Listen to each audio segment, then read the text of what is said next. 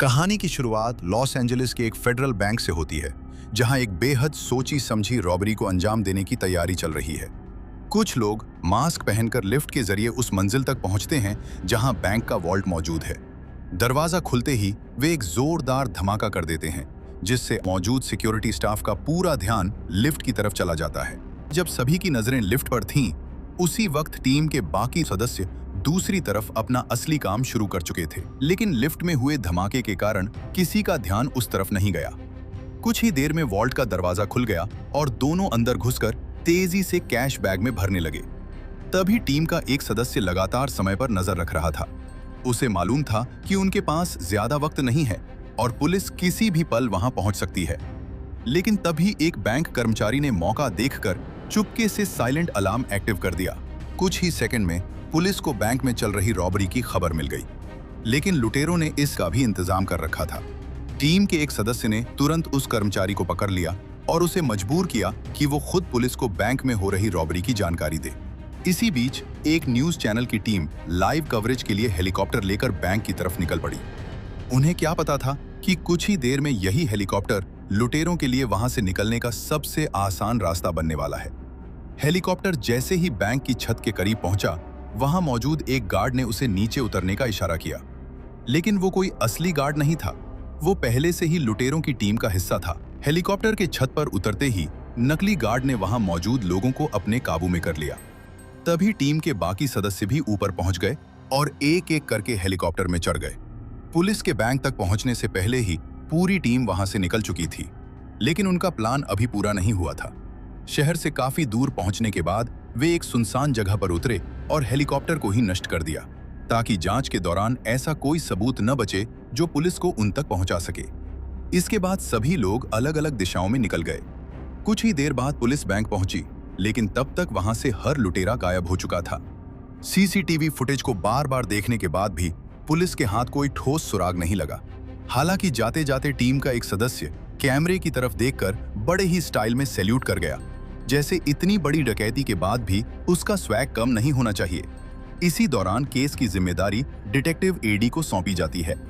उसे शक था कि चोरी की गई रकम में कुछ ऐसे नोट जरूर होंगे जिनके नंबर बैंक पहले से रिकॉर्ड कर चुका होगा। अगर उनमें से एक भी नोट बरामद हो जाता तो पुलिस के लिए पूरी टीम तक पहुंचने का रास्ता खुल सकता था। इसके अलावा रॉबरी में इस्तेमाल किए गए विस्फोटकों की जांच भी शुरू कर दी गई, क्योंकि शायद वहीं से कोई ऐसा सुराग मिल जाए जो इन शातिर लुटेरों की पहचान खोल दे। इसके बाद जेल में बंद एक ऐसे शख्स से होती है जिसका नाम घोस्ट था। घोस्ट कभी गॉर्डन की टीम का अहम हिस्सा था। असल में टीम की शुरुआत भी गॉर्डन और उसी ने मिलकर की थी। 4 साल पहले एक डकैती के दौरान घोस्ट पकड़ा गया, लेकिन आज आखिरकार उसकी रिहाई का दिन था। लेकिन जेल से निकलने के बाद घोस्ट सीधे अपनी टीम के पास नहीं गया। पहले वह एक सुनसान जगह पर पहुंचा, जहां उसने कई साल पहले कुछ सामान छिपाकर रखा था। वहां से जरूरी चीजें लेने के बाद वह एक रूसी गैंग के पास पहुंचा। उसने दावा किया कि जेल के दौरान उसने एक ऐसा प्लान तैयार किया है जिससे बहुत बड़ी रकम हाथ लग सकती है। इसके बाद वह सीधे जॉन के घर पहुंचा। घोस्ट ने टीम के साथ एक आखिरी मिशन करने की इच्छा जताई।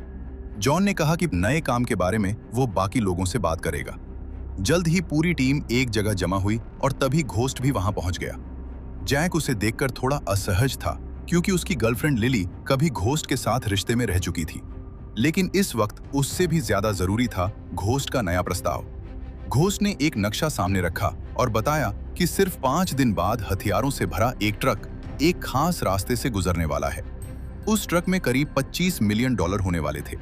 सबसे बड़ी बात, उसे उस ट्रक के रूट की पूरी जानकारी थी और ये जानकारी उसे रूसी गैंग से मिली थी।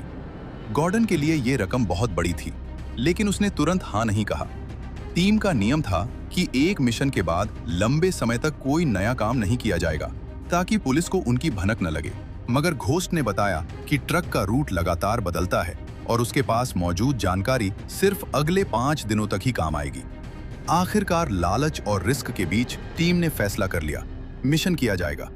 हालांकि गॉर्डन ने अपने साथियों को साफ चेतावनी दी कि घोस्ट पर नजर रखना, क्योंकि उसे उसके इरादों पर पूरा भरोसा नहीं था। लेकिन इस प्लान का पहला बड़ा काम एडी के जिम्मे था। उसे विस्फोटक का इंतजाम करना था। जैसे ही एडी बम लेने सप्लायर के पास पहुंचता है, उसे अंदाजा भी नहीं होता कि वहां पहले से उसके लिए जाल बिछा है और 3 लोग अचानक एडी पर टूट पड़ते हैं। लेकिन एडी इतनी आसानी से हार मानने वाला नहीं था। तभी जॉन और घोस्ट भी वहां पहुंच जाते हैं, जिसके बाद सप्लायर मजबूरी में सारे विस्फोटक उनके हवाले कर देता है। उधर डिटेक्टिव वेल्स भी बैंक रॉबरी की गुत्थी सुलझाने में लगा हुआ था। उसे पता चल चुका था कि लुटेरों ने एक खास तरह के विस्फोटक का इस्तेमाल किया था, जिसकी सप्लाई बहुत सीमित जगहों से होती थी। इसी सुराग के सहारे पुलिस एक सप्लायर के ठिकाने पर पहुंचती है। अंदर मौजूद रूसी गैंग के 2 सदस्य पुलिस को देखते ही हमला कर देते हैं, लेकिन आखिरकार उनमें से एक पकड़ा जाता है। तलाशी के दौरान वेल्स को एक पुराना सबवे मैप मिलता है। सुराग छोटा था, लेकिन उसके शक को और मजबूत कर देता है। जांच आगे बढ़ाने पर उसे घोस्ट के बारे में पता चलता है और सबसे बड़ा कनेक्शन भी सामने आता है। जिस दिन घोस्ट जेल से बाहर आया, उसी दिन बैंक में करोड़ों की रॉबरी हुई थी। अब वेल्स को यकीन होने लगता है कि घोस्ट अकेला नहीं है। वो उसका पीछा करता हुआ एक मार्केट तक पहुंचता है, जहां घोस्ट गॉर्डन और उसकी टीम से मिलता है। जाते समय जेसी वही खास सैल्यूट करता है जो बैंक की फुटेज में भी दिखाई दिया था। बस यही छोटी सी गलती वेल्स के लिए बड़ा सुराग बन जाती है। उसे समझ आ जाता है कि जेसी उसी बैंक लूटने वाली टीम का हिस्सा है। अब उसकी नजर पूरी गैंग पर टिक जाती है। वेल्स गॉर्डन का पीछा करता है, लेकिन जॉन भी खतरा भांप लेता है। वो वेल्स को रास्ते से हटाने वाला ही होता है कि अचानक उसकी नजर वेल्स की छोटी बेटी पर पड़ जाती है।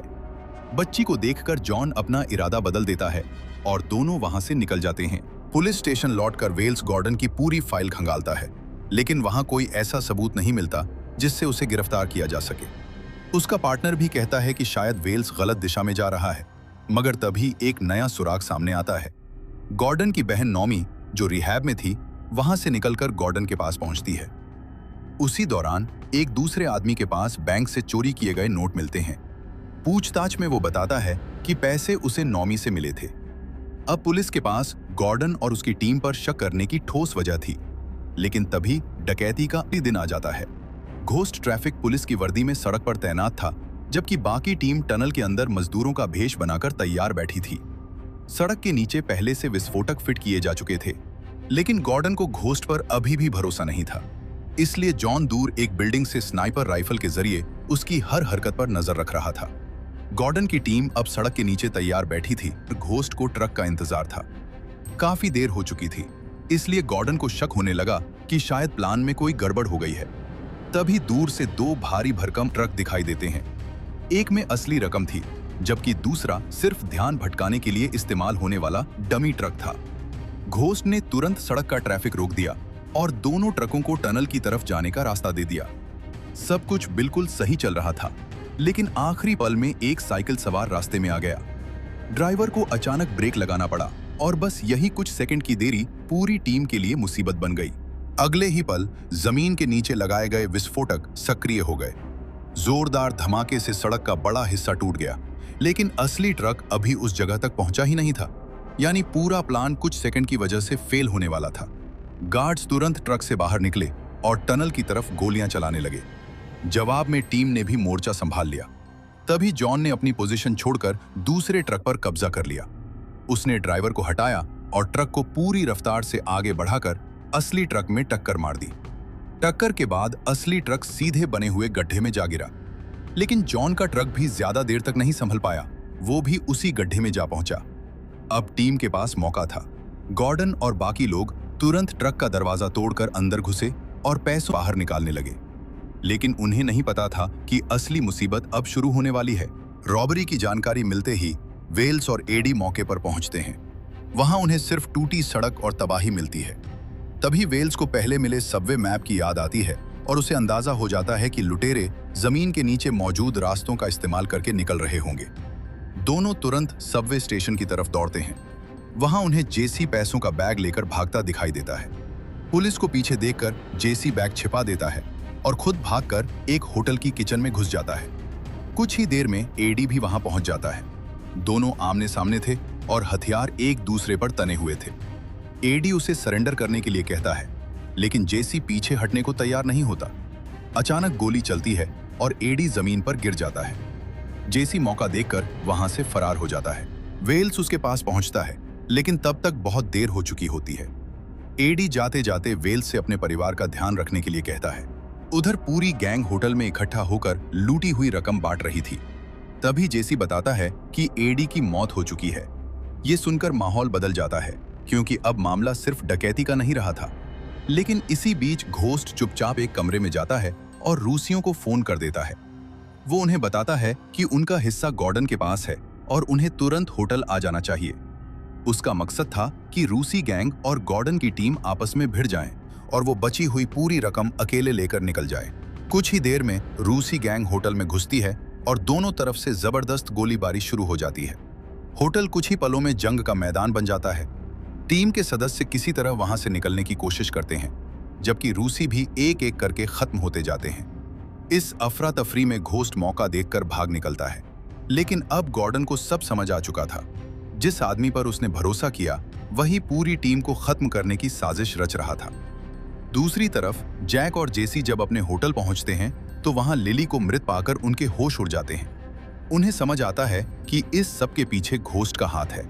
दोनों बदला लेने निकलते हैं, लेकिन बाहर पुलिस पहले से मौजूद थी। सरेंडर करने के बजाय दोनों पुलिस से भिड़ जाते हैं और जवाबी कार्रवाई में दोनों भाई मारे जाते हैं। अब गॉर्डन की टीम लगभग खत्म हो चुकी थी। उधर घोस्ट चोरी का पैसा लेकर स्कॉट तक पहुंचता है, लेकिन तभी गॉर्डन भी वहां आ जाता है। कुछ ही देर में वेल्स भी मौके पर पहुंच जाता है और तीनों एक दूसरे पर हथियार तान देते हैं। घोस्ट पुरानी दुश्मनी का हिसाब मांगता है। माहौल इतना तनावपूर्ण हो जाता है कि अगले ही पल तीनों तरफ से गोलियां चलती हैं। गॉर्डन और वेल्स घायल होकर गिर जाते हैं, जबकि घोस्ट अभी भी खड़ा रहता है। वो गॉर्डन को खत्म करने ही वाला था कि अचानक जॉन पीछे से पहुंचता है और घोस्ट को रोक देता है। आखिर में जॉन घायल गॉर्डन और नॉमी को लेकर एयरपोर्ट की तरफ निकल जाता है। उनके पास बची थी करोड़ों की रकम और देश छोड़ने का सिर्फ एक मौका। और इसी के साथ इस फिल्म की पूरी कहानी खत्म हो जाती है। अगर आपको ये मूवी एक्सप्लेनेशन पसंद आया हो तो वीडियो को लाइक कर देना और ऐसी ही मजेदार मूवी स्टोरीज के लिए चैनल को सब्सक्राइब जरूर करना। मिलते हैं नेक्स्ट वीडियो में।